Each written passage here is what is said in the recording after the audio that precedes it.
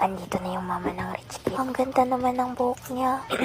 Okay, mag-i-start na po yung meeting. Ang pagmimitingan po nating ito ay patungkol po this coming Christmas party. Teacher, parang aga naman po ata. Mas mabuti na po yung advance. Oo nga naman. Kailangan po nating mag-contribute ng 500 pesos taga-isa para po sa foods. Teacher, magbibigay po ako ng pang minudo. Ako din po, teacher. Magbibigay ako pang lechon. Okay, meron na tayong minudo at lechon. Excuse me, teacher. Yes po, mama ni Twinkle. Magpa-catering po ako this coming Christmas party.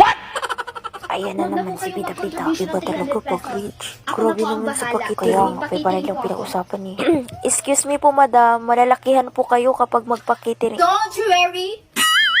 Because I can afford it. What? Eto po, teacher. Wow, thank you very much sa mama ni Twinkle na magpa-catering this coming Christmas party. Thank you, madam. Welcome po, welcome. Napapansin